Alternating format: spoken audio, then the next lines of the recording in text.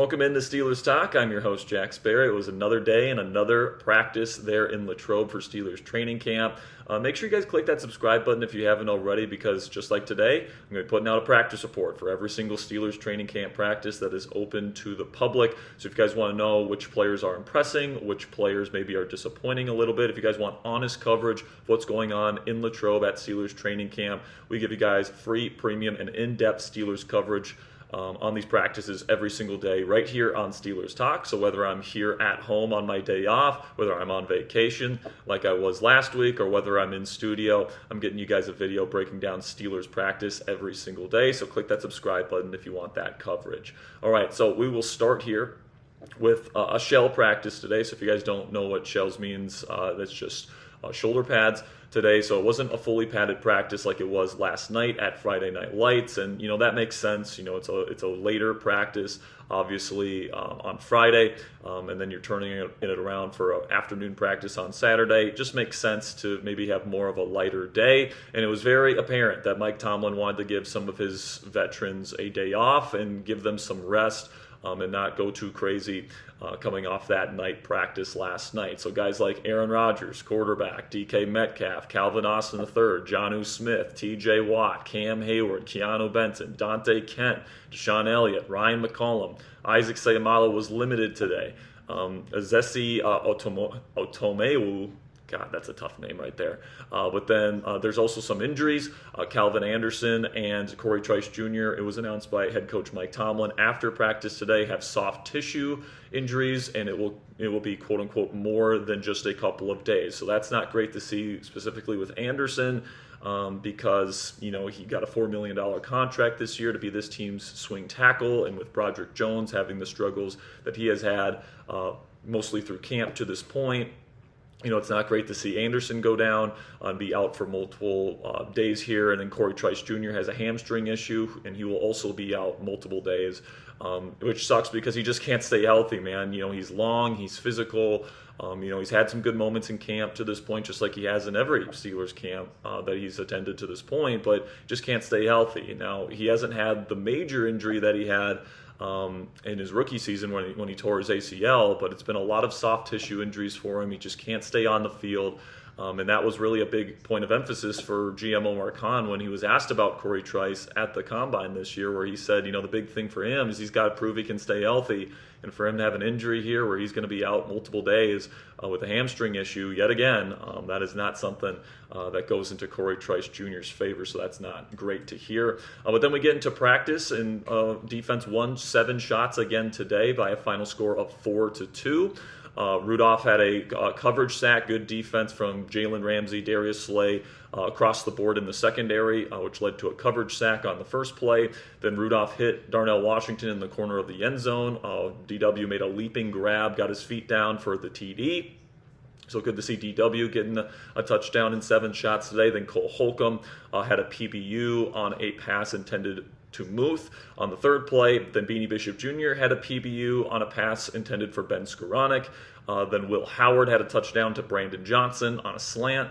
Then Sebastian Castro, the UDFA out of Iowa, had a PBU on a play intended for Fulsch, the new tight end here. That was thrown by Skylar Thompson, and then the final play was a poor throw from Skylar Thompson on a miscommunication with a running back. So the defense ended up winning today's 7 shots by a final score of 5-2, and the defense is leading in that period in camp, also 5-2 in camp. They've won 3 straight.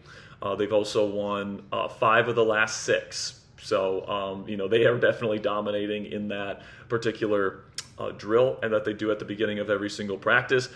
Some offensive notes that I had from today's practice. Will Howard is actually picking up some of Aaron Rodgers' tricks. He had a hard count today, and he drew the defense off sides. Obviously, Rodgers is a legend doing that, so I wonder if he's passing down some of his cadence tricks to Will Howard, because he's been doing a good job of that so far in camp.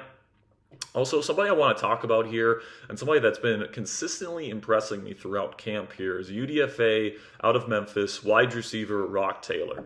There's been a lot of receivers in Steelers camp that have been underwhelming. Roman Wilson, Calvin Austin III, Robert Woods, Ben Skoranek. Those guys haven't really gotten going in terms of, stacking really good days together. But Roc Taylor, this UDFA, big body, really good deep play threat out of Memphis, great contested ball winner. He's taking that skill set that we saw from him in Memphis, where he's this big body, savvy route runner that's not a great athlete, but he's going to make contested catches, has awesome hands, and he finds ways to get open, even though he's got 4.5 speed, which is, very, very slow for a receiver. He just finds subtle ways to get an advantage over the corner guarding him, and he consistently makes plays down the field. And that's a skill set that we just haven't really seen from the Steelers receivers outside of DK Metcalf to this point. And even DK has had his inconsistencies with his hands and coming down with contested catches down the field so far in this camp. So Roc Taylor's been super impressive throughout these first 2 weeks of camp. As we go into next week, of course, with the preseason game a week from today, he's definitely somebody I'm going to be keeping my eye out for, because the more Roc Taylor continues to impress, the more opportunities he's going to get, especially if some of these receivers like Roman Wilson, Robert Woods, guys that have opportunities to really be full-time starters with this offense, continue to, not regress, but, maybe disappoint a little bit relative to their expectations heading into this training camp. And as long as the Steelers don't bring in another receiver, Roc Taylor throughout this preseason will have opportunities to move up the depth chart here. He's working mostly with the third-team offense, but he did get some second-team reps today with the number of veterans on off days. But Roc Taylor, man, super impressive guy to this point. He's been, the pleasant surprise in the wide receiver room so far in camp, and I'm excited to see what he's able to do heading into this next week. And then also just in general, guys, with Aaron Rodgers not out there, without DK Metcalf out there, without Calvin Austin III out there, the offense just as a whole, with Mason Rudolph and Will Howard out there, was in a bit of disarray today. They didn't really get the quick game going today. The screen game was non-existent. The defense obviously still having Jalen Ramsey out there, who was playing mostly outside corner. Darius Slay, who's had a really impressive stretch of practices here. Juan Thornhill was playing quite a bit in the slot today. Beanie Bishop Jr. got some time in the slot. Chuck Clark was playing with the first-team defense today. Deshaun Elliott had the day off today. It was just really impressive to see that first-team defense, continue to really play well without T.J. Watt on the field, without Keanu Benson on the field, without Cam Hayward on the field. And these guys just continue to get after that offense and continue to really dominate this camp, to be frank with you guys. So I think the first-team offense looked worse with Mason Rudolph out there than what we've seen from Aaron Rodgers. Now, obviously, we haven't seen Rodgers light it up and, completely pick apart this Steelers defense. But as Mike Tomlin pointed out after last night's practice in his press conference with the media, the defense is usually ahead of the offense at this point. And I think, seeing the better efficiency with Rodgers with the first team compared to guys like Will Howard and Mason Rudolph shows us that, yes, Aaron Rodgers is the best quarterback on this team. He is going to be QB1. He is their best option and their best chance to win heading into the 2025 season. So seeing the offense struggle a little bit today, that first-team offense struggle a little bit with Mason in there today, makes me feel a little bit better about what we've seen from the first-team offense when Rodgers has been out there, because it has looked better when Rodgers has been out there compared to Mason.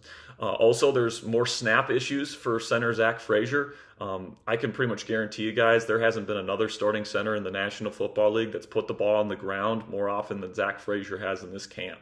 And that is concerning, all right, because, first couple practices, if it's on the ground a couple times, whatever, as long as you get it right. But now we're done with the second week of camp now, guys, and it seems like every single practice there are bad snaps from Zach Frazier. And now it's with multiple quarterbacks. We've seen it with Rodgers, and then we had it with both Mason Rudolph and Will Howard today. So it's, we saw it with Justin Fields last year. We've seen it with Aaron Rodgers this year. We're seeing it with Mason Rudolph, and we're seeing it with Will Howard. The common denominator there is the center, Zach Frazier. So even though I'm a big fan of Frazier, he had an awesome rookie season last year. I'm on record saying that he's going into this season as a top 5 center in football. And, his wrestling background definitely serves its purpose as a center in the National Football League, and he's awesome, all right? But he needs to get the ball consistently to his quarterback, all right? We can't have the ball on the ground.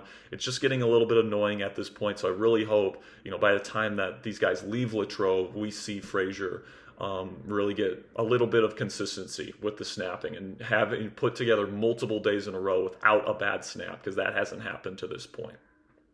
But also, sticking with the offensive line here, Broderick Jones looked better today than he did last night. Last night, it was not a good day for Broderick Jones. He was kind of rotating in team periods today. He wasn't the full-time starting left tackle. Spencer Anderson actually got some time at left tackle today. Same thing with Dylan Cook. But I actually think out of those three, Broderick Jones probably looked the best. So that's good news to see Broderick have his best day of camp to this point. Now, obviously, it wasn't a fully padded practice. You want to see him put it together, especially when we get to the preseason game next week. But a step in the right direction is what I'll say for Broderick Jones at today's practice.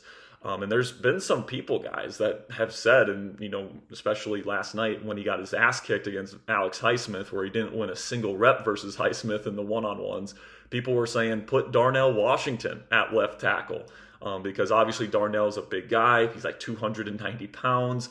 Mark Kabolia is on record saying that he thinks Darnell Washington weighs more than Broderick Jones, who's lost some pretty significant weight this year.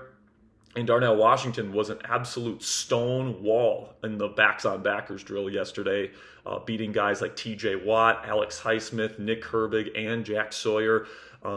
He was the star of the show in backs-on-backers yesterday. So people kind of saw that and said, let's just put Darnell Washington at left tackle. He's a better blocker than Broderick Jones. And, it's an interesting idea, but I definitely think Washington is most valuable as a tight end because he has legitimately looked good as a tight end. Guys, he is out there and he is making plays in 7 shots. He made a nice leaping grab today. His hands are super secure. He just looks like he knows what to do, which is not what we could say about him his first 2 years in the league because he had to learn a new offense in each of the first 2 years. And now that he's in his second year in an NFL offense here, and it's his third year in the league, he just looks way more comfortable out there. He's moving great. He's catching the football reliably. He's not dropping passes. He looks great out there, and he looks like he's going to be a legitimate tight end for this football team this year, which is great news. So obviously you hope it doesn't come to the point where you have to put Darnell Washington at tackle because you want him to be able to be used as kind of that quote-unquote 6th offensive lineman as your blocking tight end that can also be used as a valuable receiver.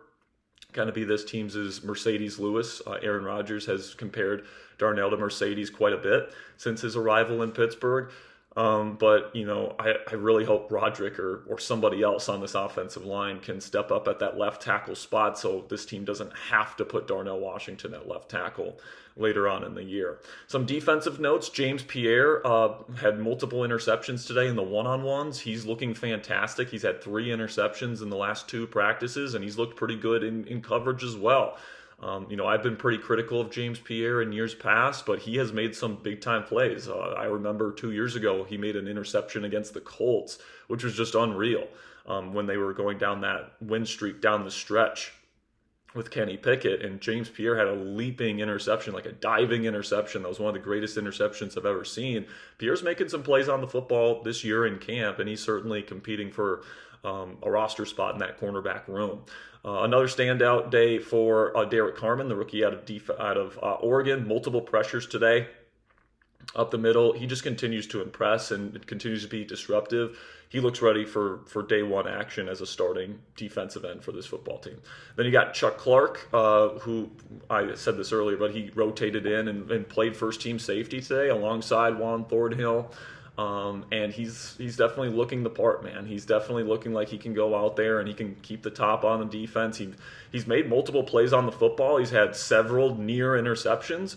I believe he's had 3 PBUs on plays where he's tracking that football. So he seems like a good veteran presence. And if Juan Thornhill or Deshaun Elliott, God forbid, go down with injury, I think that this team can, they can rely on Chuck Clark to go in there and play a couple of weeks and, play as a starting caliber safety in this defense.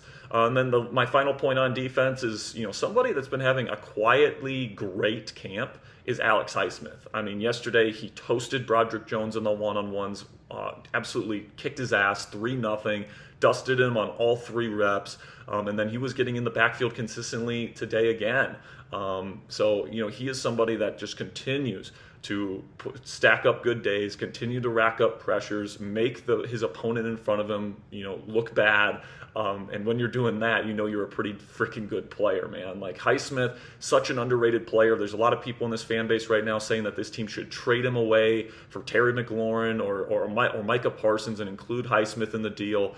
I just couldn't disagree with that opinion more. Like Highsmith is the disruptor on the edge in this defense. And you might think it's TJ Watt, but a lot of times it's Highsmith that's getting that initial pressure because he's just screaming off that edge. He has an awesome spin move. He's got a bunch of pass rush moves at his disposal, and he's creating that initial pressure. And then TJ Watt, who's usually getting chipped, usually getting double teamed, is usually there second, but he's there to clean up, and that's why TJ gets so many sacks, is because not only can TJ win as the primary rusher, but he can also win as the secondary rusher, and that's why this is one of, if not the best edge rusher duos in the National Football League, is because those two players complement each other so much, and getting rid of a guy like Highsmith in a year where you really need to establish yourself on defense as an elite pass rush just doesn't make any sense to me.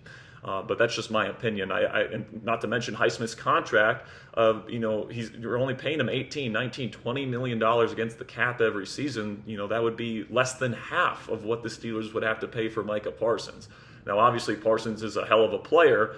And you can even make an argument that he's more impactful and more versatile than TJ Watt is. But TJ Watt and Alex Highsmith, for the amount of money that they're paying them, I think is a better value than paying TJ Watt and Micah Parsons over $41 million a piece. That is just an insane amount of money to spend on 2 players. And right now you have Highsmith on your team at a bargain, and you got TJ Watt, who's as good as he is, and then you got Nick Herbig in his role as that third edge rusher. I mean, this is, arguably the best pass rush in football with those 3 guys on the edge. So I don't want to mess with that at all. I want to completely highlight how great of a camp Highsmith is having, and that I don't think he's going anywhere, even for spectacular players like Terry McLaurin and or Micah Parsons. So that'll be it for today's show, guys. Really do appreciate you stopping by today. I'll have another practice report tomorrow. Tomorrow's family day in Latrobe for Steelers training camp.